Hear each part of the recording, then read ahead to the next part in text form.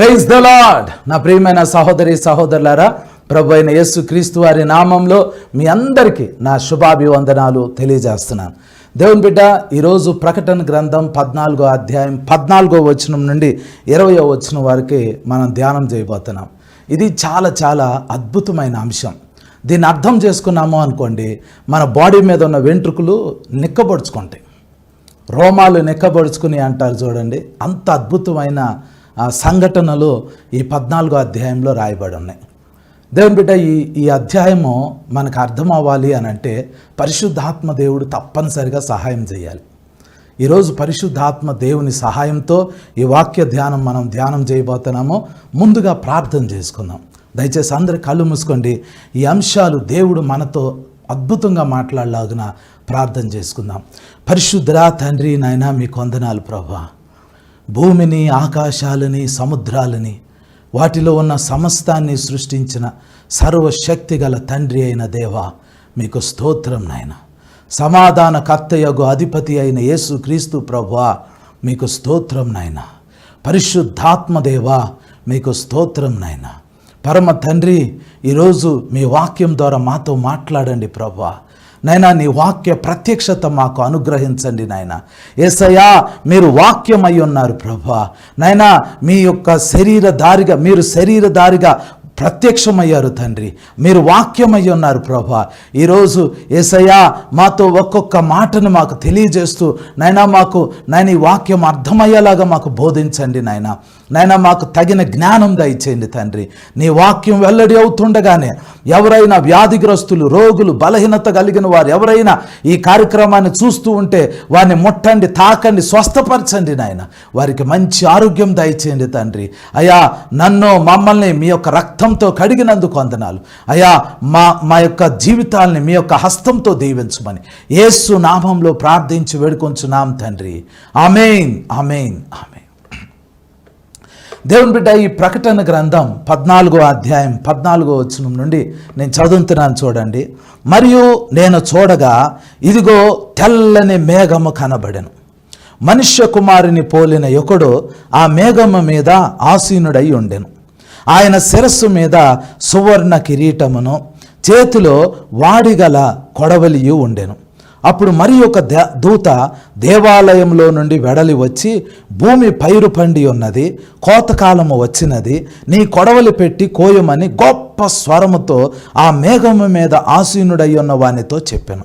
మేఘము మీద ఆసీనుడై ఉన్నవాడు తన కొడవలి భూమి మీద వేయగా భూమి పైరు కోయబడెను. ఇంకొక దూత పరలోకమానందున్న ఆలయంలో నుండి వెడలి వచ్చెను. ఇతని యొద్దను వాడిగల కొడవలి ఉండెను. మరి ఒక దూత బలిపీఠం నుండి వెడలి వచ్చెను. ఇతడు అగ్ని మీద అధికారము నొందినవాడు.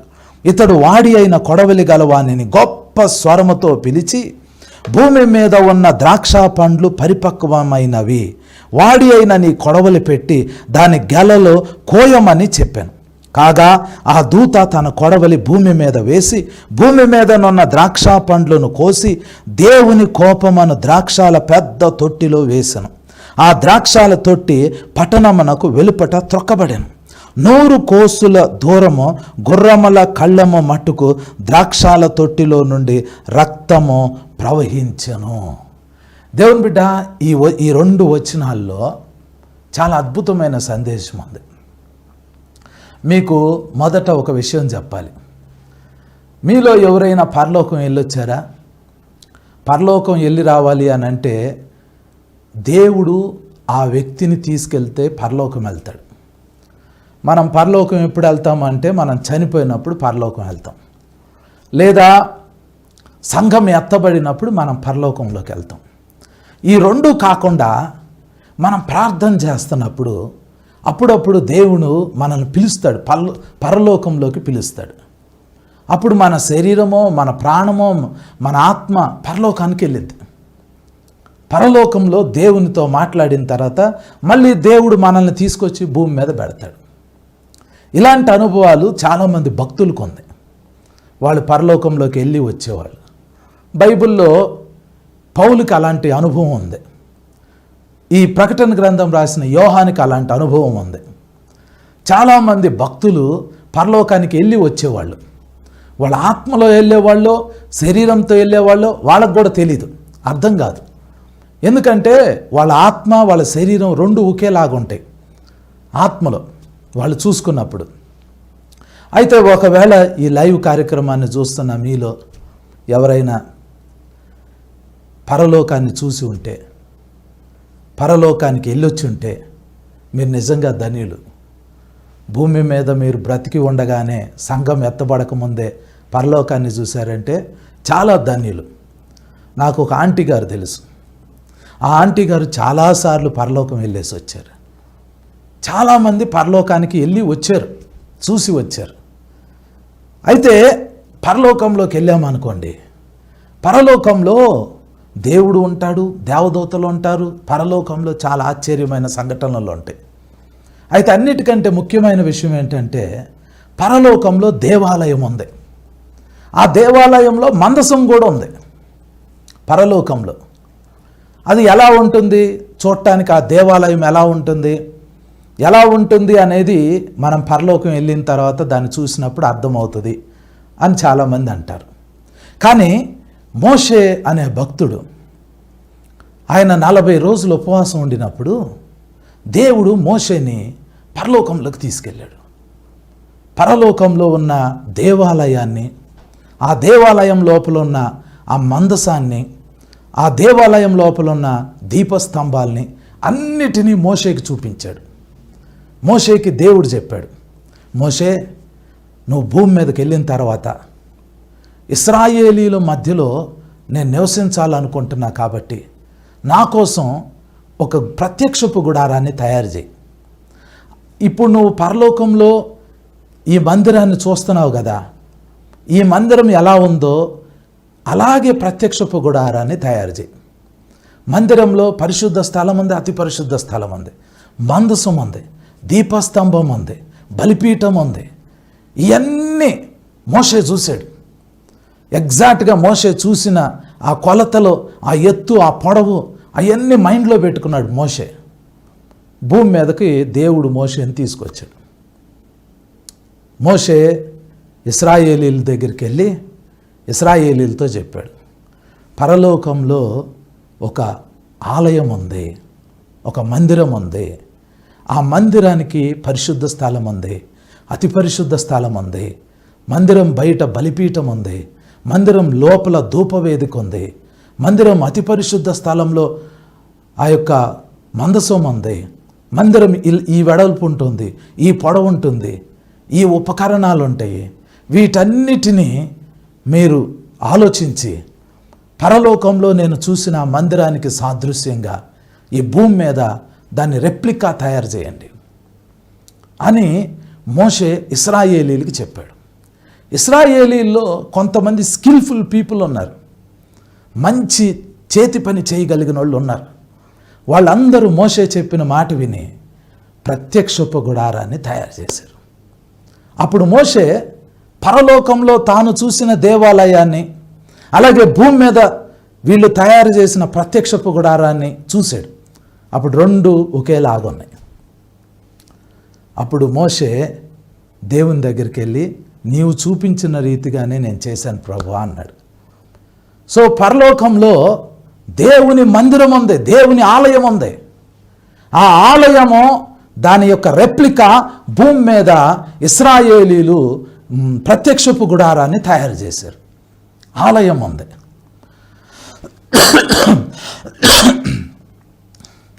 ఆ ఆలయంలో ఆ మందసం మీద దేవుడు కూర్చొని ఉంటాడు. ఇక్కడ భూమి మీద వీళ్ళు మందసాన్ని తయారు చేశారు. అయితే ఇప్పుడు ఆ ఆలయంలో ఏ ఆరాధన జరుగుతుందో ఆ ఆరాధన క్రమము ఇశ్రాయేలీలు భూమి మీద చేయటానికి ప్రయత్నం చేశారు. అలాగే జరిగింది. అయితే ఇప్పుడు ఆ ఆలయం దగ్గర నుంచి ఏం జరుగుతుందో ఆ విషయాలు, పరలోకంలో ఉన్న ఆలయంలో ఏం జరుగుతుందో ఆ విషయాలు ఈరోజు మనం ధ్యానం చేయబోతున్నాం. పరలోకంలో ఉన్న ఆలయంలో ఏం జరుగుతుందో ఆ విషయాన్ని మనం చూడబోతున్నాం. ఇప్పుడు మళ్ళీ చదువుతున్నాను చూడండి. ప్రకటన గ్రంథం 14వ అధ్యాయము 14వ వచనం. మరియు నేను చూడగా ఇదిగో తెల్లని మేఘము కనబడెను. మేఘం, మనుష్య కుమారుని పోలిన ఒకడు ఆ మేఘము మీద ఆసీనుడై ఉండెను. ఆయన శిరస్సు మీద సువర్ణ కిరీటమును, చేతిలో వాడిగల కొడవలియు ఉండెను అని రాయబడింది. అక్కడ సందర్భం ఏంటి అంటే, యోహాన్ ఆల్రెడీ పరలోకంలో ఉన్నాడు. పరలోకంలో ఎక్కడున్నాడు? ఆ పరలోకంలో ఉన్న దేవాలయానికి దగ్గరలోనే ఉన్నాడు. పరలోకంలో దేవాలయానికి దగ్గరలోనే యోహాను ఉన్నాడు. ఇప్పుడు యోహాను ఏమేమి చూస్తున్నాడంటే, ముందు ఒక తెల్లని మేఘం చూశాడు. మేఘం వలన ఉపయోగం ఏంటి? మేఘం అనేది పరలోకంలో ఉన్న వ్యక్తులు ఒక ప్లేస్ నుండి ఇంకో ప్లేస్కి వెళ్ళాలి అని అంటే మేఘాన్ని వెహికల్గా వాడతారు, ఒక వాహనంగా వాడతారు. యేసు ప్రభు ఈ భూమి మీద నుండి పరలోకానికి తీసుకెళ్ళింది ఒక మేఘం. యేసు ప్రభు పునరుద్ధానుడై పరలోకానికి వెళ్ళేటప్పుడు యేసు ప్రభు పాదాలు భూమి మీద నుంచి లెగిసి అలా ఆకాశంలోకి వెళ్తున్నప్పుడు ఎక్కడి నుంచి వచ్చిందో ఒక మేఘం వచ్చేసి యేసు ప్రభుని ఎక్కించుకుని ఆ మేఘము ఒక రెప్పపాటు కాలంలో పరలోకంలోకి తీసుకెళ్ళిపోయింది. ప్రకటన గ్రంథం 1వ అధ్యాయం 7వ వచనంలో ఏం రాయబడిందంటే, ఆయన మేఘారూఢుడై మళ్ళా రాబోతున్నాడు. యేసు ప్రభు రెండవసారి వచ్చేటప్పుడు మళ్ళీ మేఘమే ఆయన్ని తీసుకుని వచ్చింది.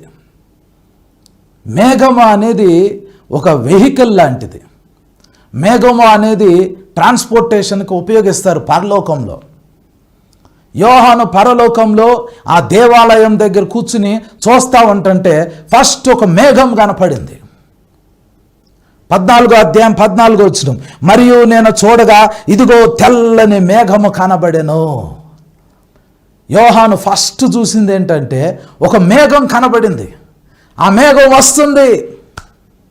యోహాను ఎంత ధన్యుడు అని అంటే, ఈ యోహాను ఒలీవ కొండ మీద నుంచొని ఉన్నప్పుడు ఆ రోజు యేసు ప్రభు పునరుద్ధానుడై పరలోకానికి వెళ్ళే దినం. ఆ దినాన యేసు ప్రభుని యోహాను ఈ కళ్ళతో చూస్తూ ఉన్నాడు. దాదాపుగా 120 మంది ఒలీవ కొండ మీద నిలబడి యేసు ప్రభుతో మాట్లాడుతున్నారు. యోహాను ఆ 120 మందిలో ఒకడు ఆ ఒలీవ కొండ మీద నిలబడి ఉన్నాడు. యేసు ప్రభుని తన కళ్ళతో డైరెక్ట్గా చూస్తున్నాడు. యేసు ప్రభు వారితో మాట్లాడటం ముగించిన తర్వాత ఆ కొండ మీద నుంచి ఎత్తబడి అలా వెళ్తూ ఉంటుంటే యోహాను తన కళ్ళతో ఇలా చూస్తూ ఉన్నాడు యేసు ప్రభుని. ఆ యోహాను కళ్ళ ముందే ఒక మేఘం వచ్చింది. ఆ మేఘం యేసు ప్రభుని ఎక్కించుకుని అలా తీసుకుని వెళ్తూ ఉంటుంటే అది యోహాను చూశాడు. ఇప్పుడు అదే మేఘం ఇప్పుడు పరలోకంలో యోహాను చూస్తున్నాడు. సేమ్ అదే మేఘం. యోహాను అంటున్నాడు, మరియు నేను చూడగా ఇదిగో తెల్లని మేఘము కనబడెను. యేసు ప్రభుని పరలోకముకు తీసుకెళ్ళిన మేఘం ఆ మేఘం మొదట కనపడింది. తర్వాత ఏమంటున్నాడు, మనుష్య కుమారుని పోలిన ఒకడు ఆ మేఘము మీద ఆసీనుడై ఉండెను.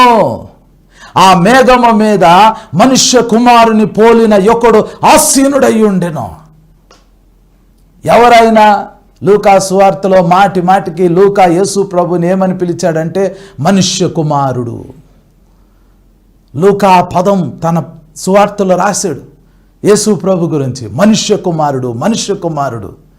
పరలోకంలో మనుష్య కుమారుడు ఎవరు అనంటే మన ప్రభు అయిన యేసుక్రీస్తు. యోహాను ఎంత సంతోషించుంటాడండి.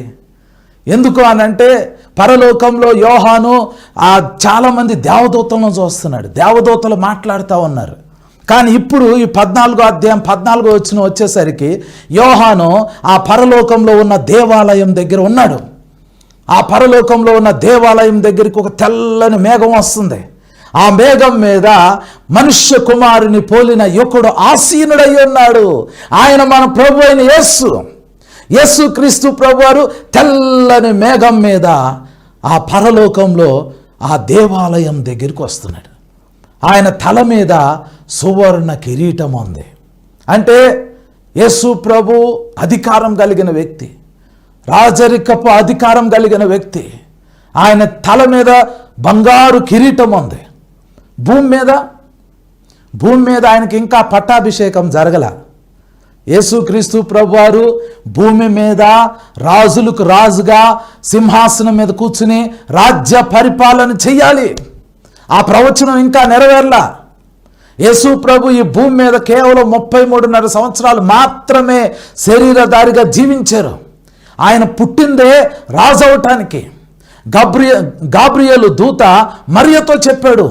మనం క్రిస్మస్ సెలబ్రేషన్ చేసుకుంటున్నాం. ఈ వచనం ఎన్నోసార్లు మనం ధ్యానం చేశాం. లూకా సువార్త 1వ అధ్యాయంలో 32వ వచనంలో గాబ్రియేలు దూత మరియకి ప్రత్యక్షమై చెబుతాడు, మరియా, నువ్వు గర్భం ధరిస్తావు, నువ్వు కుమారుణ్ణి కంటావు. ఆ కుమారుడు సర్వోన్నతుని కుమారుడు అనబడతాడు. ఆయన గొప్పవాడని పిలువబడతాడు. ఆయన దావీదు సింహాసనం మీద కూర్చుంటాడు. యాకోబు వంశస్థుల్ని యుగ యుగాలు ఏలుతాడు. ఆయన రాజ్యానికి అంతముండదు. ఈ మాటలన్నీ గాబ్రియేలు దూత మరియతో చెప్పాడు. అసలు యేసు ప్రభు ఈ భూమి మీద పుట్టిందే రాజు అవటానికి, దావీదు సింహాసనం మీద కూర్చోటానికి. కానీ ఆయన రాజు అవ్వకముందే మనుషులు ఆయన్ని చంపేశారు. ఆయన తన ప్రాణం పెట్టేశాడు. కానీ 3వ రోజు పునరుద్ధానుడై పరలోకానికి వెళ్ళిపోయాడు. పరలోకంలో ఇప్పుడు యోహాను యేసు ప్రభువుని చూస్తే యేసు ప్రభు తల మీద సువర్ణ కిరీటం ఉంది. ఆఖరిసారి యేసు ప్రభుని యోహాను ఎప్పుడు చూశాడో తెలుసా? భూమి మీద, సిలువ మీద. యేసు ప్రభు సిలువలో వేలాడుతూ ఉన్నప్పుడు ఆ శిష్యులందరూ పారిపోయారు. ఒక యోహాను మాత్రమే ఆ సిలువ ఎదుట నిలబడి ఉన్నాడు. యోహాను మాత్రమే సిలువ ఎదుట నిలబడి ఉన్నాడు. ఆ యోహాను కన్నులెత్తి సిలువలో ఉన్న యేసు ప్రభుని చూసినప్పుడు యేసు ప్రభు తల మీద ముళ్ళ కిరీటం ఉంది. ఇప్పుడు యేసు ప్రభుని పరలోకంలో ఇదే యోహాను చూస్తున్నాడు. ఆయన్ని ఏ మేఘం అయితే భూమి మీద నుంచి పరలోకం తీసుకెళ్ళిందో అదే మేఘం మీద యేసు ప్రభు ఆసీనుడై ఉన్నాడు. ఆయన తల మీద సువర్ణ కిరీటం ఉంది. ఆయన రాజు. పరలోకంలో ఆయన రాజు, భూమి మీద ఆయన రాజులకు రాజు. ఆ తర్వాత ఏం రాయబడింది? ఆయన శిరస్సు మీద సువర్ణ కిరీటం ఉండెను, చేతిలో వాడిగల కొడవలియు ఉండెను. కొడవలి, సికిల్. కొడవలి కోత కోయటానికి వాడతారు. దేవుడు భూమి మీద పంట వేసాడు. 2 రకాల పంటలు వేసాడు. ఇప్పుడు ఈ ప్రకటన గ్రంథం 14వ అధ్యాయంలో 2 రకాల పంటల్ని దేవుడు కోసుకోబోతున్నాడు. దేవునికి ఇష్టమైన ఆక్యుపేషన్, వృత్తి ఏంటంటే వ్యవసాయం చేయటం. యేసు ప్రభు చెప్పారు యోహాను సువార్త 15వ అధ్యాయంలో, నా తండ్రి వ్యవసాయకుడు అని చెప్పారు. దేవునికి ఇష్టమైన పని ఏంటంటే వ్యవసాయం చేయటం. ఆయన భూమి మీద ఏదోనికి తూర్పు దిక్కున ఒక తోటను నాటాడు. ఎందుకంటే ఆయనకి వ్యవసాయం చేయటం అంటే ఇష్టం. యేసు ప్రభుకి ఏమి ఇష్టమో తెలుసా? గొర్రెలను మేపటం అంటే ఇష్టం. నేను మంచి గొర్రెల కాపర్ని అని చెప్పారు. తండ్రి అయిన దేవుడు వ్యవసాయం చేయటానికి ఇష్టపడతారు. యేసుక్రీస్తు ప్రభువారు గొర్రెలకు కాపరిగా ఉండటానికి ఇష్టపడతారు. అయితే ఇప్పుడు భూమి మీద తండ్రి అయిన దేవుడు 2 రకాల పంటలు వేశాడు. ఒకటి గోధుమ పంట, రెండోది ద్రాక్ష తోట. గోధుమ పంట ఒకటి వేశారు, ద్రాక్ష తోట ఒకటి వేశారు. ఇప్పుడు పరలోకంలో ఉన్న దేవదూత మాట్లాడుతున్నారు. వాళ్ళు ఏమంటున్నారంటే, భూమి మీద ఉన్న ఈ గోధుమ పంట గురించి, భూమి మీద ఉన్న ఈ ద్రాక్ష తోట గురించి మాట్లాడుతున్నారు. యేసు ప్రభువు మేఘం మీద ఆసీనుడై ఉన్నాడు. తల మీద సువర్ణ కిరీటం ఉంది. ఆయన చేతిలో కొడవల ఉంది. ఇప్పుడు యేసు ప్రభు ఏ పంటను కొయ్యబోతున్నారు? గోధుమ పంటను కొయ్యబోతున్నారా, లేదా ద్రాక్ష తోటని కొయ్యబోతున్నారా? పంట చేతికి వస్తే ఎవరికైనా సంతోషమే. కానీ ఇక్కడ 2 పంటలు దేవుడు కొయ్యబోతున్నాడు. మొదటిది, రెండవది, ఈ రెండిటి గురించి మీరు అర్థం చేసుకోవాలి. ఇప్పుడు దేవుడు కోత కొయ్యబోతున్నాడు. కోత కాలం వచ్చేసింది. ఏంటా కోత? మొదటిది గోధుమ పంట, రెండవది ద్రాక్ష తోట. ఈ రెండిట్లో మొదటిది గోధుమ పంటని దేవుడు కొయ్యబోతున్నాడు. బాప్తిస్మం ఇచ్చు యోహాను ఆయన దగ్గరికి బాప్తిసం తీసుకోవటానికి వచ్చిన వాళ్ళందరికీ పెద్దగా వాక్యం చెప్పాడు. ఆయన వాక్యంలో పదే పదే ఒక మాటను పలికేవాడు. మత్తయి సువార్త 3వ అధ్యాయం 12వ వచనంలో ఆయన చేట ఆయన చేతిలో ఉన్నది. ఆయన తన కళ్ళమును బాగుగా శుభ్రం చేసి గోధుమలను తన కొట్టులో పోసి ఆరని అగ్నితో ఆ పొట్టును కాల్చివేయను అని రాయబడింది. గోధుమలనేమో తన కొట్టులో పోసుకుంటారంట, పొట్టునేమో ఆరని అగ్నితో కాల్చేస్తారు. ఇప్పుడు ఆ కాలం వచ్చేసింది. ఈ ప్రకటన గ్రంథం 14వ అధ్యాయము 14 నుంచి 16 వరకే గోధుమ పొలము పంటకొచ్చింది. ఇప్పుడు కోయబోతున్నాడు. ఆ రోజు ఏం జరిగిద్ది ఆ విషయాన్ని ఇంకోసారి నేను చదువుతాను చూడండి. 15వ వచనం, ప్రకటన గ్రంథం 14వ అధ్యాయము 15వ వచనం. అప్పుడు మరి ఒక దూత దేవాలయంలో నుండి వెడలి వచ్చి, భూమి పైరు పండి ఉన్నది, కోతకాలము వచ్చినది, నీ కొడవలి పెట్టి కోయమని గొప్ప స్వరముతో ఆ మేఘము మీద ఆసీనుడై ఉన్న వానితో చెప్పెను.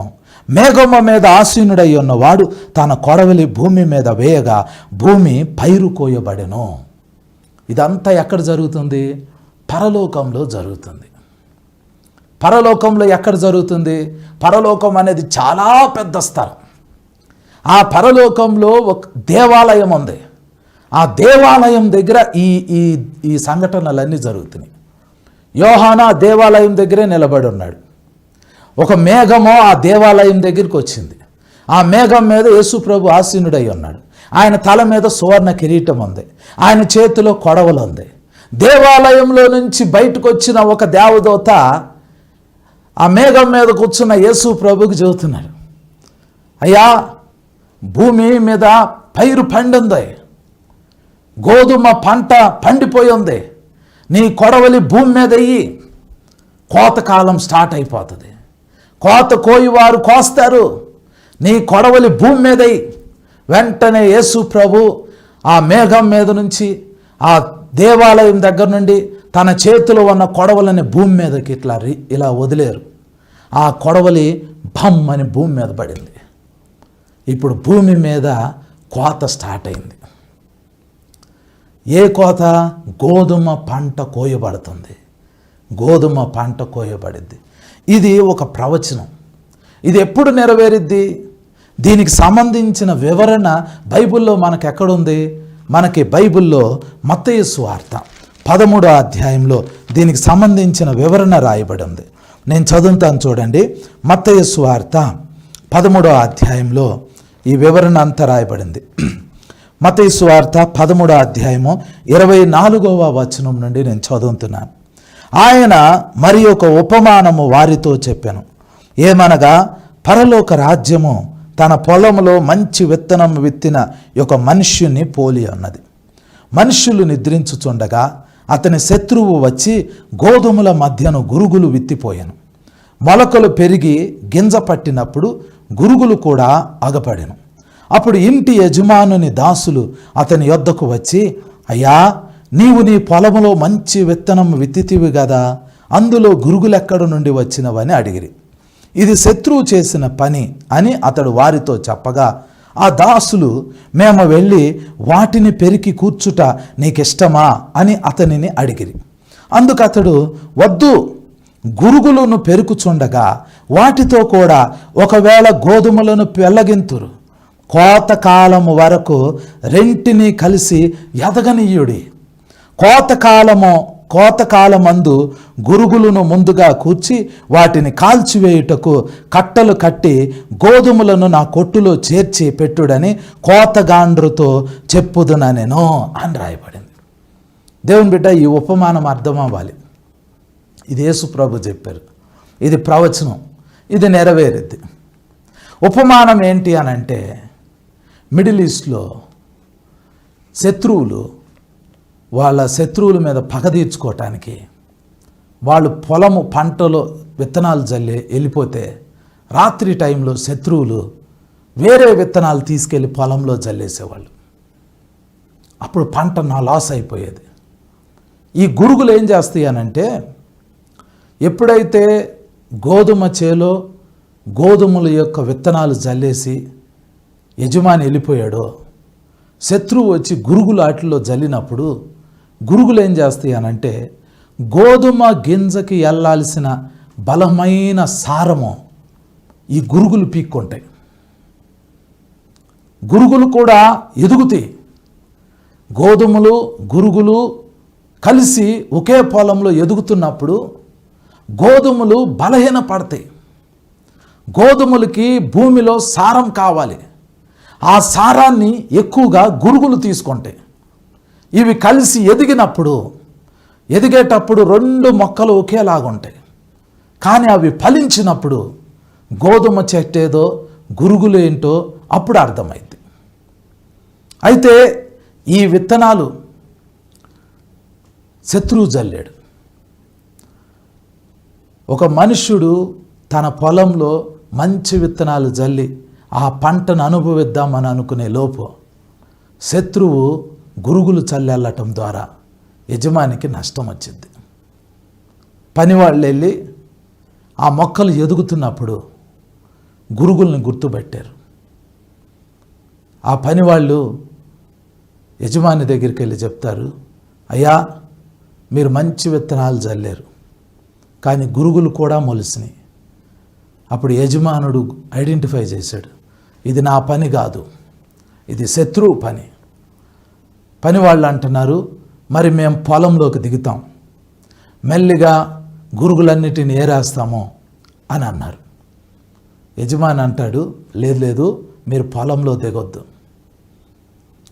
మీరు పొలంలో దిగి గురుగుల్ని పీకుతున్నప్పుడు ఒకవేళ గోధుమ మొక్కలను కూడా పీకేస్తారేమో, అందుకని మీరు పొలంలో దిగొద్దు, రెండిటిని ఎదగనియండి అని అంటున్నాడు. దేవుని బిడ్డ, దీని అర్థం ఏంటో తెలుసా? ఆ పని వాళ్ళు, కోత కోసేవాళ్ళు దేవదూతలు, పొలము భూమి, విత్తనాలు. ఈ అర్థాలన్నీ మనకి 37 నుంచి రాయబడి ఉన్నాయి. మత్తయి సువార్త 13వ అధ్యాయము 36 నుంచి చదువుతున్నాను చూడండి. అప్పుడు ఆయన జన సమూహములను పంపివేసి ఇంటిలోనికి వెళ్ళగా ఆయన శిష్యులు ఆయన యొద్దకు వచ్చి, పొలములోని గురుగులను గూర్చిన ఉపమాన భావము మాకు తెలియజెప్పమనిరి. అందుకు ఆయన ఇట్లా, నేను మంచి విత్తనము విత్తువాడు మనుష్య కుమారుడు, పొలము లోకము, మంచి విత్తనములు రాజ్య సంబంధులు, గురుగులు దుష్టుని సంబంధులు. వాటిని విత్తిన శత్రువు అపవాది. కోత యుగ సమాప్తి. కోత కోయువారు దేవదూతలు. గురుగులు ఎలాగూ కోర్చబడి అగ్నిలో కాల్చివేయబడునో అలాగే యుగ సమాప్తి అందు జరుగును. మనుష్య కుమారుడు తన దూతలను పంపును, వారాయన రాజ్యంలో నుండి ఆటంకములకు సకలమైన వాటిని దుర్నీతి పరులను సమకూర్చి అగ్నిగుండంలో పడవేయుదురు. అక్కడ ఏడ్పును పండ్లు కొరుకుటయును ఉండును. అప్పుడు నీతిమంతులు తమ తండ్రి రాజ్యంలో సూర్యుని వలె తేజరిల్లుదురు. చెవులు గలవాడు వినుగాక. దేవుడు ఆ ఉపమానం యొక్క భావాన్ని చాలా చక్కగా మనకు రాయించారు. పొలము అంటే ఈ భూమి, ఈ లోకం. ఈ లోకంలో దేవుడు రాజ్య సంబంధులను పెట్టాడు. సాతాను వచ్చి దుష్టుని సంబంధులు ఉన్నారు.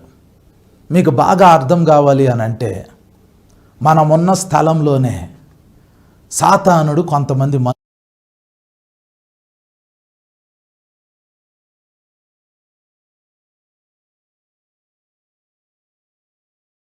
వాళ్ళు ఎదుగుతారు,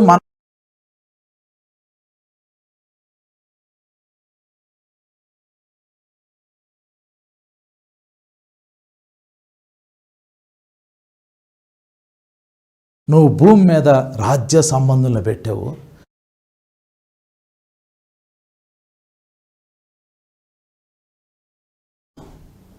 వాళ్ళని మేము తీసేయమా అని యేసు ప్రభుని అడిగితే యేసు ప్రభు అంటారు, లేదు, మీరు వాళ్ళని తీసేసేటప్పుడు గోధుమలు కూడా పెరిగివేయబడతాయేమో, రెండిటిని కలిసి ఎదగనియండి అని అంటారు.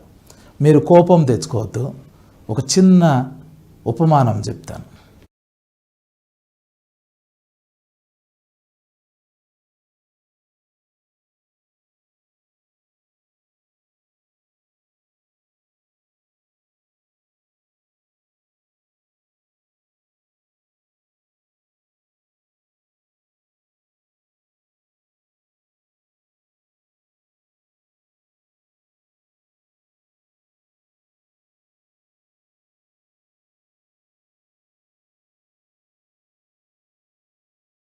సంఘంలో నుంచి కొంతమందిని బయటికి తీసుకెళ్తారు.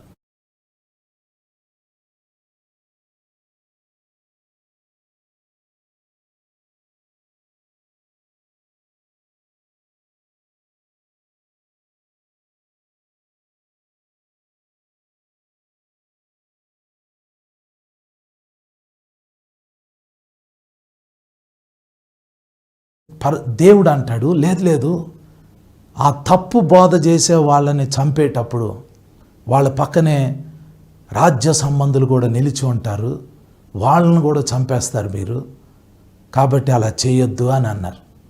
ఒకవేళ ఆ రోజు దేవుడు పర్మిషన్ ఇస్తే చాలామంది దేవుని బిడ్డలు చనిపోవటానికి అవకాశం ఉండింది.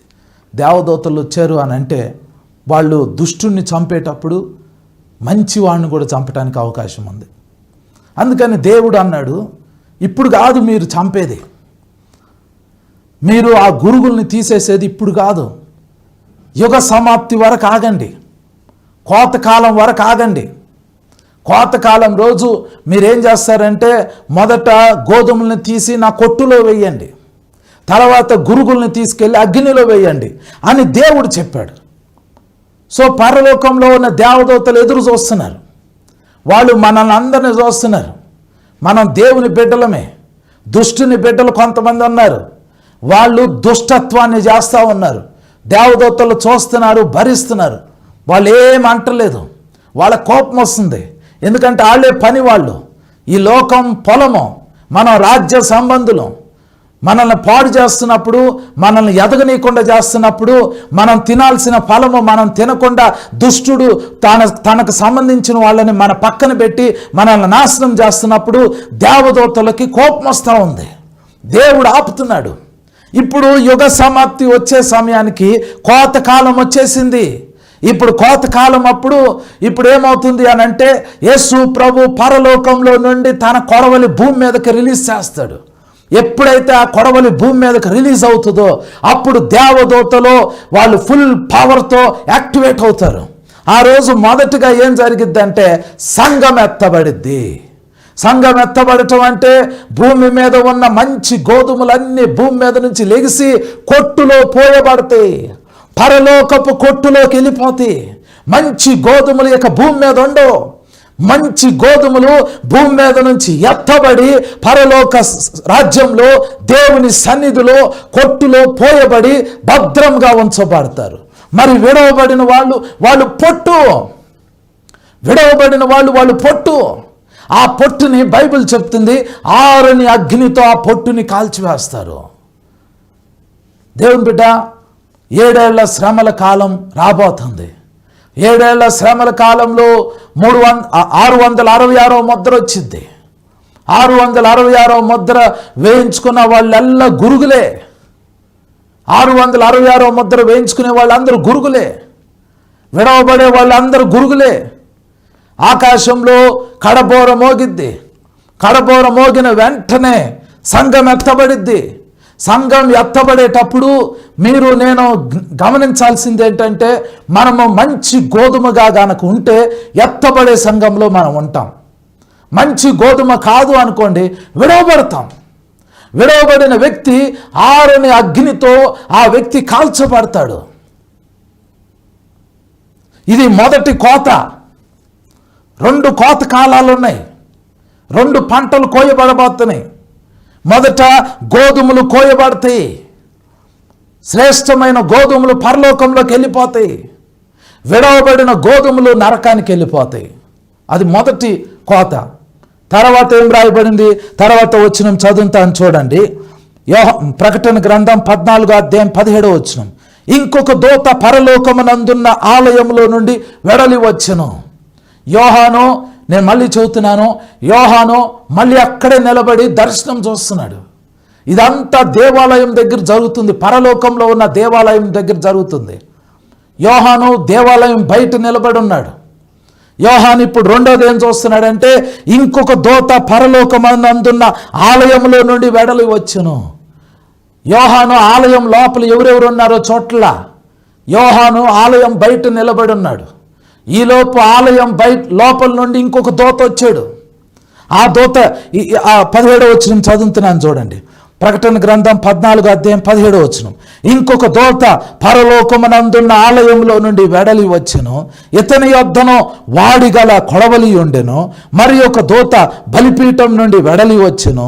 ఇతడు అగ్ని మీద అధికారం నొందినవాడు. ఇతడు వాడి అయిన కొడవలి గలవానిని గొప్ప స్వరముతో పిలిచి, భూమి మీద ఉన్న ద్రాక్ష పండ్లు పరిపక్వమైనవి, వాడి అయిన నీ కొడవలు పెట్టి దాని గెలలు కోయమని చెప్పెను అని రాయబడింది. ఇది రెండవ పంట. నేను మళ్ళీ చెబుతున్నాను, జాగ్రత్తగా వినండి. యోహాను పరలోకంలో ఉన్నాడు. పరలోకంలో ఎక్కడున్నాడు? దేవాలయం దగ్గర ఉన్నాడు. దేవాలయం లోపల నుండి ఇంకొక దూత బయటకు వచ్చాడు. ఆ దూత చేతిలో కొడవలి ఉంది. ఆ దేవాలయం బయటే బలిపీఠం ఉండిద్ది. ఆ బలిపీఠం దగ్గర ఒక దేవదూత ఉన్నాడు. ఆ దేవదూతకి అగ్ని మీద అధికారం ఉంది. అగ్ని మీద అధికారం ఉంది ఆ దేవదూతకి. ఆ దేవదూత దేవాలయంలో నుండి కొడవలి పట్టుకుని బయటకు వచ్చిన ఆ దూతతో, ఈ బలిపీఠం దగ్గర ఉన్న దూత అంటున్నాడు, భూమి మీద ద్రాక్ష పండ్లు పరిపక్వమైనవి. మొదట గోధుమ పంట అయిపోయింది. ఇప్పుడు రెండవది భూమి మీద ద్రాక్ష తోట గురించి మాట్లాడుతున్నారు. ద్రాక్ష తోట పరిపక్వమైనది, వాడి అయిన నీ కొడవలు పెట్టి దాని గెలలను కోయము అని చెప్తున్నారు. వాడి అయిన తన కొడవలి భూమి మీద వేయాలి. అప్పుడేమవుతుందో తెలుసా? ఆ తర్వాత వచనం చూడండి. కాగా ఆ దూత తన కొడవలి భూమి మీద వేసి, భూమి మీదనున్న ద్రాక్ష పండ్లను కోసి దేవుని కోపమను ద్రాక్షాల పెద్ద తొట్టిలో వేసెను. ఆ ద్రాక్షాల తొట్టి పట్టణమునకు వెలుపట తొక్కబడెను. 100 కోసుల దూరము గుర్రముల కళ్ళెము మట్టుకు ద్రాక్షాల తొట్టిలో నుండి రక్తము ప్రవహించెను. మీకు అర్థమైందా? మళ్ళీ ఇంకోసారి చెప్తా. నేను చెప్పిందే చెప్తా. యోహాను పరలోకంలో ఉన్నాడు. పరలోకంలో దేవాలయం బయట నిలబడున్నాడు. అప్పుడు ఫస్ట్ ఒక దర్శనం వచ్చింది. ఆయన కళ్ళ ముందు ఒక తెల్లని మేఘం వచ్చింది. ఆ మేఘం మీద యేసుక్రీస్తు ప్రభువారు కూర్చొని ఉన్నారు. ఆయన తల మీద సువర్ణ కిరీటం ఉంది. ఆయన చేతిలో కొడవలు ఉంది. ఒక దేవదూత దేవాలయంలో నుండి వచ్చి చెబుతున్నాడు, భూమి మీద గోధుమల పంట రెడీ అయింది, పైరు పండింది, నీ కొడవలి భూమి మీద పంట కొయ్యి అని చెప్పారు. అప్పుడు యేసు ప్రభు తన కొడవలి భూమి మీదకి ఇలా రిలీజ్ చేశారు. అప్పుడు సంఘం ఎత్తబడింది. గోధుమలన్నీ కొట్టులో పోసుకున్నాడు. భూమి మీద విడవబడిన వాళ్ళు ఆరని అగ్నితో కాల్చబడబోతున్నారు. ఇది ఫస్ట్ దర్శనం. అది చూస్తూ ఉండగానే ఆ దేవాలయంలో నుండి ఇంకొక దూత వచ్చాడు. అతని చేతిలో కొడవలు ఉంది. ఆ కొడవలు పట్టుకున్న ఆ దూతతోటి బలిపీఠం దగ్గర ఉన్న ఒక దూత, అగ్ని మీద అధికారం కలిగిన ఆ దూత, ఆ దేవాలయంలో నుండి కొడవలి పట్టుకొచ్చిన ఆ దూతతో అంటున్నాడు, భూమి మీద ద్రాక్ష పండ్లు పరిపక్వమైనవి, నీ కొడవలి భూమి మీద వేసి ద్రాక్ష గెలలను కొయ్యి అని చెప్తున్నాడు. మరి యేసు ప్రభు ఎక్కడున్నారు? అప్పుడేం జరిగింది? ఆ దూత వాడి అయిన కొడవలిని భూమి మీద వేశాడు. అప్పుడు ఇక రాయబడింది, కాగా ఆ దూత తన కొడవలి భూమి మీద వేసి భూమి మీద ఉన్న ద్రాక్ష పండ్లు కోసి దేవుని కోపమను ద్రాక్షాల పెద్ద తొట్టిలో వేసాను. ద్రాక్షాల తొట్టిలో వేసేసారు. భూమి మీద ద్రాక్ష పండ్లు ఏవైతే పరిపక్వమైనయో అవి కోయబడిని, ద్రాక్షాల తొట్టిలో వేయబడిని. అది దేవుని కోపం అనే ద్రాక్ష తొట్టి. ఇప్పుడు ఆ ద్రాక్ష తొట్టి తొక్కబడుతుంది. ద్రాక్షాలను తొక్కుతారు. ఇప్పుడు ద్రాక్షాలను తొక్కితే ఏమవుతుంది? ఆ ద్రాక్ష తొట్టిలో వేసిన 20వ వచనం, ఆ ద్రాక్షాల తొట్టి పట్టణమునకు వెలుపుట త్రొక్కబడెను. ద్రాక్షారసం ఎలా తీస్తారో తెలుసా?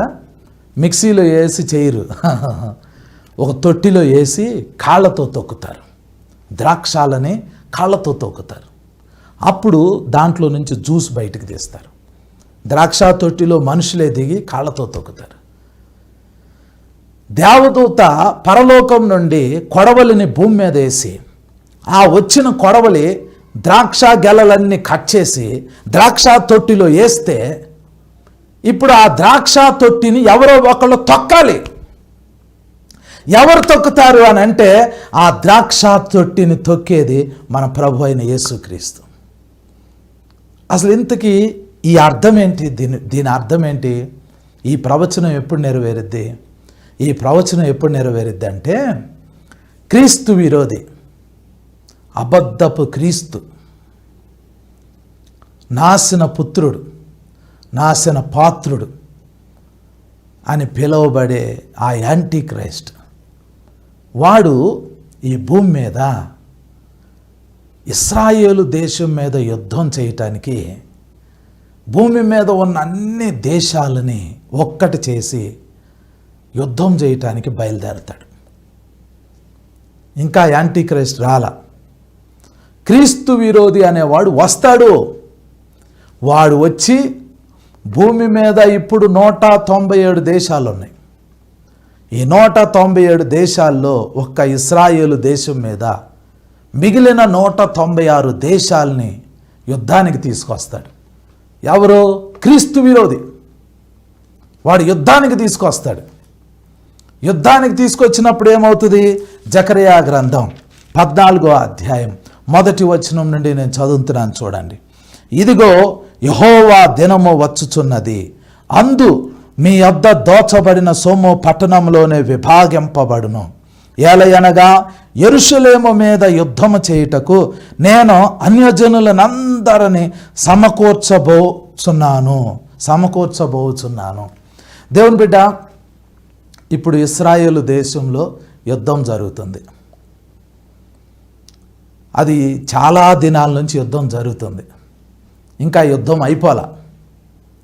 ఇశ్రాయేలీలు గాజా మీద ఇప్పుడు యుద్ధానికి వెళ్ళారు. చాలా దేశాలు ఇశ్రాయేలుకి వ్యతిరేకంగా మాట్లాడుతున్నారు. ఇరాన్ దేశం, టర్కీ దేశం, ఈజిప్ట్ దేశం, చాలా దేశాలకి ఇశ్రాయేలు మీద కోపం ఉంది, చాలా కోపం ఉంది. అయితే అమెరికా దేశము, కొన్ని క్రిస్టియన్ కంట్రీస్ ఇశ్రాయేలు దేశానికి అనుకూలంగా ఉన్నాయి. ఇప్పుడు ప్రవచనం ఏం జరగాలంటే జకరియా గ్రంథం 14వ అధ్యాయం ప్రకారం, ఈ 2వ వచనం ప్రకారం యెరూషలేము మీద యుద్ధం చేయటానికి అన్యజనులందరూ సమకూర్చబడాలి. అన్యజనులంటే మన భారతదేశం కూడా యెరూషలేము మీద యుద్ధం చేయటానికి వెళ్తుంది. భూమి మీద ఉన్న అన్ని దేశాలు ఇప్పుడు జరుగుతున్న యుద్ధానికైతే ఇశ్రాయేలు దేశానికి కొన్ని దేశాలు సపోర్ట్ చేస్తున్నాయి. కానీ ఒకరోజు రాబోతుంది, ఆ రోజు యెరూషలేం పట్టణం ఒంటరి దావబోతుంది. ఇశ్రాయేలు దేశం ఒంటరి దావబోతుంది. ఆ ఇశ్రాయేలు దేశం మీదకి దాని చుట్టుపక్కల ఉన్న అన్ని దేశాలు, ప్రపంచంలో ఉన్న అన్ని దేశాలు ఒక్కటవుతాయి. అవన్నీ ఒక్కటయ్యి మహాసైన్యంగా వాళ్ళందరూ వచ్చి యెరూషలేం పట్టణం చుట్టూ గుమ్ముగూడతారు. మీకు అర్థమైందా? ప్రపంచంలో ఉన్న అన్ని దేశాల సైన్యము యెరూషలేం మీద యుద్ధానికి వెళ్ళబోతుంది. చైనా దేశం, రష్యా దేశం, టర్కీ దేశం, ఆఫ్ఘనిస్తాన్ దేశం, పాకిస్తాన్ దేశం, ఇరాన్ దేశం, ఇరాక్ దేశం, సిరియా దేశం, లెబనాన్ దేశం, అన్ని దేశాలు మీరు ఏదైనా చెప్పండి, అన్ని దేశాలు తమ సైన్యం అంతటిని తీసుకుని యెరూషలేం చుట్టుముట్టేస్తుంది. అప్పుడు ఇంకేమవుతుందండి ఇశ్రాయేలీల పని? వాళ్ళు ఎక్కడ యుద్ధం చేయగలుగుతారు? ఇంకా వాళ్ళు యుద్ధం చేయలేరు. వాళ్ళు చేతులు ఎత్తేస్తారు. ఈ క్రీస్తు విరోధి అనేవాడు అన్ని దేశాలని తన గుప్పెట్లో పెట్టుకుని, అన్ని దేశాల ఆర్మీస్ని తన గుప్పెట్లోకి పెట్టుకుని యెరూషలేం మీద యుద్ధం చేయటానికి వెళ్తాడు. అప్పుడేం జరిగిద్ది? జకరియా గ్రంథం 14వ అధ్యాయం 2వ వచనం చదువుతున్నాను చూడండి. ఏలయనగా యెరూషలేము మీద యుద్ధము చేయుటకు నేను అన్యజనులనందరినీ సమకూర్చబోచున్నాను. పట్టణము పట్టబడును, ఇండ్లు కొల్లపెట్టబడును, స్త్రీలు చెరపబడుదురు, పట్టణంలో సగం మంది చెరపట్టబడిబోదురు. అయితే శేషించు వారు నిర్మూలము కాకుండా పట్టణంలో నిలుతురు. మన కళ్ళ ముందు ఒక చిన్న ఇన్సిడెంట్ జరిగింది. ఇశ్రాయేలీలు పండగ చేసుకుంటున్నారు, యమ్ కిపూర్ అని పండగ చేసుకుంటున్నారు. మొన్నే పండగ చేసుకుంటుంటే హమాస్ తీవ్రవాదులు ఇశ్రాయేలు దేశంలోకి ప్రవేశించి ఇశ్రాయేలీల్ని చంపేశారు. ఇశ్రాయేలు స్త్రీలని వాళ్ళు తీసుకుని వెళ్ళిపోయారు. ఇశ్రాయేలు పిల్లల్ని మానభంగం చేసి చంపేశారు. ఇశ్రాయేలీని దోచుకున్నారు. మన కళ్ళ ముందే న్యూస్లో మనం చూసాం, వీడియో క్లిప్పింగ్స్ మనం చూసాం. హమాస్ తీవ్రవాదులు ఇశ్రాయేలు స్త్రీలని బైక్స్ మీద ఎక్కించుకుని బలవంతంగా తీసుకుని వెళ్ళిపోయారు, గాజాలోకి తీసుకుని వెళ్ళిపోయారు. కానీ అది చాలా స్వల్పమైనది, కొంచెమే. కొంతమంది స్త్రీలను పాడు చేశారు, కొంతమందినే చంపారు. కానీ ఒకరోజు ప్రపంచ దేశాలన్నీ ఒకటవబోతున్నాయి. ప్రపంచ దేశాలన్నీ ఒకటయ్యి యెరూషలేము మీద యుద్ధం చేయటానికి వెళ్ళబోతుంది. దానికి నాయకుడు క్రీస్తు విరోధి యాంటీ క్రైస్ట్ అనేవాడు దానికి నాయకుడుగా ఉండబోతున్నాడు. వాడు ప్రపంచ దేశాలన్నిటినీ వాటి యొక్క సైన్యాన్ని అంతటిని తీసుకుని వెళ్ళి పట్టణాన్ని పట్టుకుంటాడు. యెరూషలేము దొరికిపోయిద్ది. అప్పుడేమవుతుంది? ఇండ్లు కొల్లపెట్టబడును. యెరూషలేము పట్టణంలో ఉన్న ఇళ్ళు ఈ సైన్యము దోచుకుంటారు. వాళ్ళ బంగారాన్ని, వాళ్ళ వెండిని, వాళ్ళ వజ్రాలని, వాళ్ళ విలువైన వస్తువులన్నిటిని దోచుకుంటారు. దోచుకున్నారు. అవి తీసుకుని వెళ్ళిపోతే బాగుండు. కానీ ఇశ్రాయేలీలను వాళ్ళు విడిచిపెట్టరు. ఇశ్రాయేలీలు పారిపోతారు. ఆ దినాన వాళ్ళు హింసింపబడతారు. ఆ రోజు ఏం జరిగిద్ది? చదువుతున్నాను చూడండి. స్త్రీలు చెరపబడుదురు. ఆ రోజు క్రీస్తు విరోధి అనేవాడు ప్రపంచంలో ఉన్న అన్ని దేశాల సైన్యాన్ని తీసుకొచ్చి యెరూషలేము మీద యుద్ధం చేయించి యెరూషలేము పట్టణాన్ని పట్టుకుని వాళ్ళ ఇల్లు దోచుకుని వాళ్ళ స్త్రీలని పాడు చేపిస్తాడు. క్రీస్తు విరోధి అనేవాడు దగ్గరుండి వేరే దేశాలకు చెందిన ఆ సైనికుల్ని పిలిచి ఇశ్రాయేలు స్త్రీలని పాడు చేయండి అంటారు. దేవుని బిడ్డ, ఇది జరుగుతున్నప్పుడు ఏ హ్యూమన్ రైట్స్ కమిషన్ వాళ్ళు ఆపరు, ఏ యునైటెడ్ నేషన్స్ ఆర్గనైజేషన్ వాళ్ళు ఆపరు. ఇంకో మాట చెప్పాలంటే వాళ్ళే ఇశ్రాయేలు స్త్రీలను పాడు చేస్తారు. ప్రపంచ దేశాలన్నీ ఆ వీడియోస్ అన్నీ టీవీల్లో చూస్తారు, న్యూస్లో వస్తాయి, అందరూ చూసి ఆనందపడతారు. కానీ ఏ ఒక్కరు దాన్ని ఆపరు. అమెరికా ఆపదు, కెనడా దేశం ఆపదు, యూకే ఆపదు. ఇశ్రాయేలీలకు అంత ఘోరమైన హింస జరుగుతూ ఉంటుంటే రక్షించడానికి ఒక్క రక్షకుడు కూడా రాడు. ఎందుకంటే ఆ రోజు సంఘం ఆల్రెడీ ఎత్తబడిపోయి ఉంటుంది. సంఘం భూమి మీద ఉండదు. సంఘం ఉండినంత కాలము ఇశ్రాయేలీలకి కొంత ప్రొటెక్షన్ ఉంటుంది. క్రైస్తవుడు అనేవాడు ఇశ్రాయేలీలకి వ్యతిరేకంగా ఎవరైనా ఏదైనా చేస్తూ ఉంటుంటే వాళ్ళు స్పందిస్తారు. కానీ సంఘమే భూమి మీద లేకుండా ఎత్తబడితే విడవబడిన వాళ్ళు బహు క్రూరంగా ఉంటారు. వాళ్ళకి మానవత్వం ఉండదు. వాళ్ళందరూ క్రీస్తు విరోధి యొక్క స్వాధీనంలో ఉంటారు. ఏ దేశం కూడా ఆ రోజు యెరూషలేము పట్టణాన్ని కాపాడటానికి రాదు. ఎందుకంటే భూమి మీద ఉన్న ప్రతి రాజ్యము క్రీస్తు విరోధి యొక్క స్వాధీనంలో ఉంటుంది. వాళ్ళు ఇశ్రాయేలు స్త్రీలని మానభంగం చేస్తూ ఉంటుంటే ఎవ్వరు కూడా స్పందించరు. పైగా ఆ చిత్రాలను చూసి ఆనందించడానికి ఇష్టపడతారు. కామాతురతతో ఉంటారు ఆ రోజు ప్రపంచం.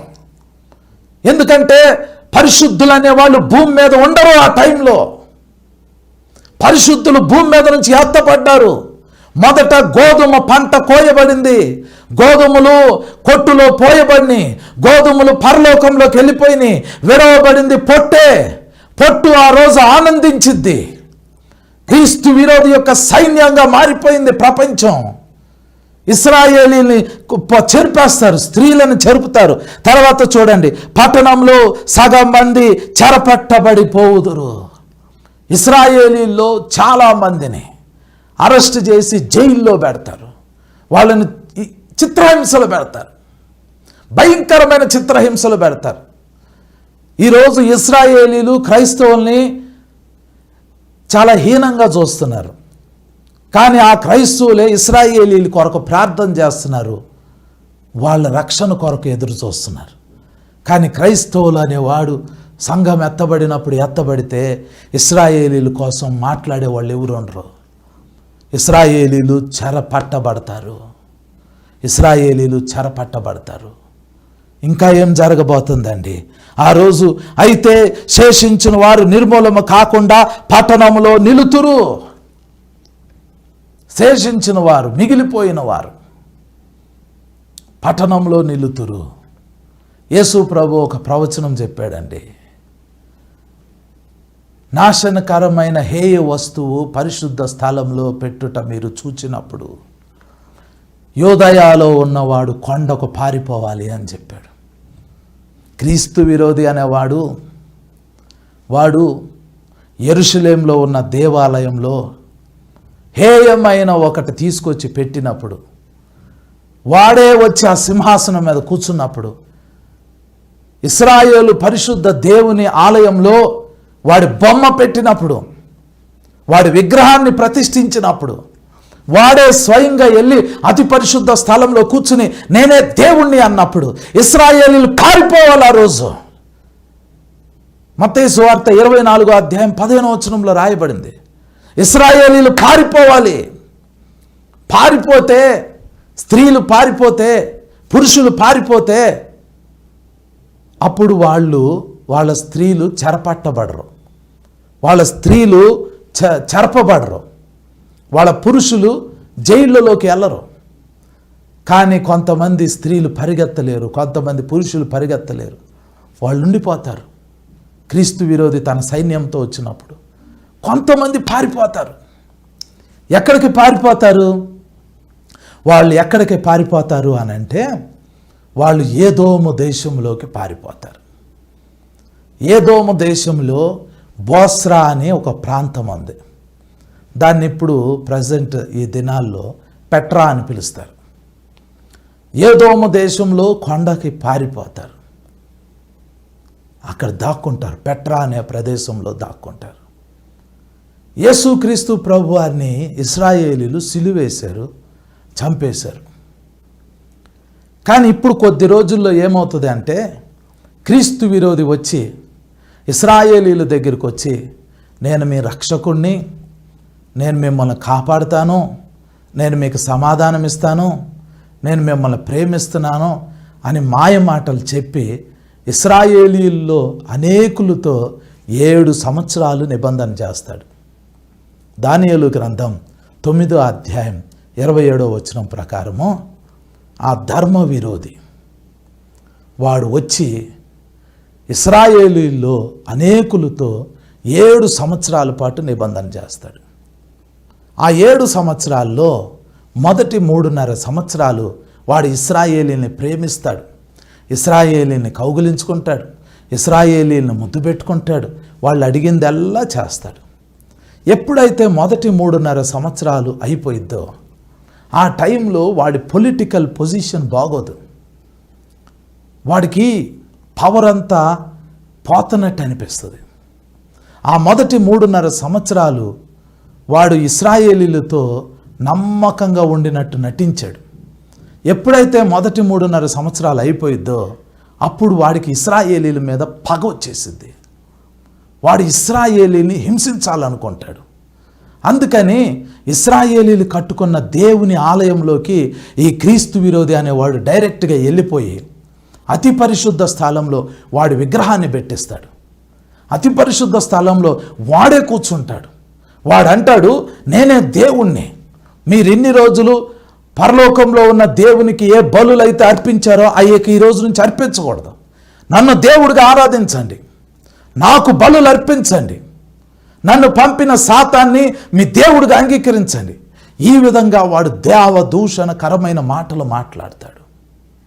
7 సంవత్సరాలు నిబంధన చేసిన వాడు 7 సంవత్సరాలు కాకముందే 3.5 సంవత్సరాలు, అంటే ఆ మొదటి 3.5 సంవత్సరాలు, మొదటి అర్ధ భాగంలోనే వాడు తన రూపం అంతటిని చూపించేస్తాడు ఇశ్రాయేలీలకి.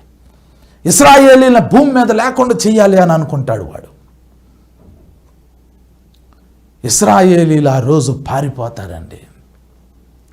ఇశ్రాయేలీలు ఎవరి కోసం ఎదురు చూస్తున్నారంటే వాళ్ళకి పీస్ ఇచ్చే వ్యక్తి కోసం ఎదురు చూస్తున్నారు, వాళ్ళని కాపాడే వ్యక్తి కోసం ఎదురు చూస్తున్నారు. ఇశ్రాయేలీలు తెలుసుకోలేకపోతుంది ఏంటంటే వాళ్ళకి పీస్ ఇచ్చే వ్యక్తి 2000 సంవత్సరాల క్రితము ఈ భూమి మీద ఆయన మానవ శరీరంతో ఈ భూమి మీద జన్మించాడు. కన్య అయిన మరియ గర్భంలో జన్మించాడు. ఇప్పుడు క్రిస్మస్ దినాల్లో ఈ వాక్యము మాటి మాటికి పలకబడుతుంది. యెషయా గ్రంథం 9వ అధ్యాయం 6వ వచనంలో ఎంత అద్భుతమైన వాగ్దానం! ఆ వాగ్దానం నేను చదువుతున్నాను చూడండి. యెషయా గ్రంథము 9వ అధ్యాయము 6వ వచనము. ఏలయనగా మనకు శిశువు పుట్టెను, మనకు కుమారుడు అనుగ్రహింపబడెను, ఆయన భుజము మీద రాజ్యభారం ఉండును. 2000 సంవత్సరాల క్రితమే ఇశ్రాయేలు దేశంలో బెత్లెహేం అనే పట్టణంలో యేసు క్రీస్తు ప్రభువారు శిశువుగా జన్మించాడు. ఆయన పుట్టిన తర్వాత 33.5 సంవత్సరాలకి, ఆయన పుట్టిన తర్వాత ఆయన బాప్తిసం తీసుకున్న తర్వాత ఆయన మొదటిసారి సమాజ మందిరంలోకి వెళ్ళి ఆయన కొన్ని మాటలు చదివాడండి. యెషయా గ్రంథము 60వ అధ్యాయము 61వ అధ్యాయము మొదటి వచనం నుండి చదువుతున్నాను చూడండి. ప్రభువగు యెహోవా ఆత్మ నా మీదికి వచ్చి ఉన్నది, దీనులకు సువార్తమానము ప్రకటించుటకు యెహోవా నన్ను అభిషేకించెను, నలిగిన హృదయము గలవారిని దృఢపరచుటకును, చెరలోనున్న వారికి విడుదలను, బంధింపబడిన వారికి విముక్తిని ప్రకటించుటకును, యెహోవా హితవత్సరమును ప్రకటించుటకును అని యేసు ప్రభువు 30వ సంవత్సరంలో ఆయన బాప్తిసం తీసుకున్న తర్వాత దేవాలయంలోకి వెళ్ళి యెషయా గ్రంథం 61వ అధ్యాయం మొదటి వచనము యెహోవా హితవత్సరం వరకు చదివి యేసు ప్రభు చెప్పారు, నేడు మీ వినికిడిలో ఈ వాక్యము నెరవేరింది అని చెప్పారు. అది లూకా సువార్త 4వ అధ్యాయం 18వ వచనంలో ఉంటుంది. ఈ వాక్యం చదివి యెషయా గ్రంథం 61వ అధ్యాయం 1వ వచనం యొక్క వాక్యం చదివి యేసు ప్రభు చెప్పారు, నేడు మీ వినికిడిలో ఈ వాక్యము నెరవేరింది అని. ఏంటి ఆ వాక్యము? ఆ వాక్యంలో కొన్ని వాగ్దానాలు ఉన్నాయి. ఆ వాక్యం ఏం చెప్తుంది అని అంటే, అభిషిక్తుడు అంటే ఎవరి మీద అయితే దేవుని ఆత్మ ఉంటుందో ఆయన అభిషిక్తుడు, ఆయన మెస్సయ్య. మెస్సయ్య అంటే అభిషేకింపబడిన వ్యక్తి. ఇక్కడ రాయబడింది, ప్రభువగు యెహోవా ఆత్మ నా మీదకి వచ్చి ఉన్నది, దీనులకు సువార్తమౌనము ప్రకటించుటకు యెహోవా నన్ను అభిషేకించెను.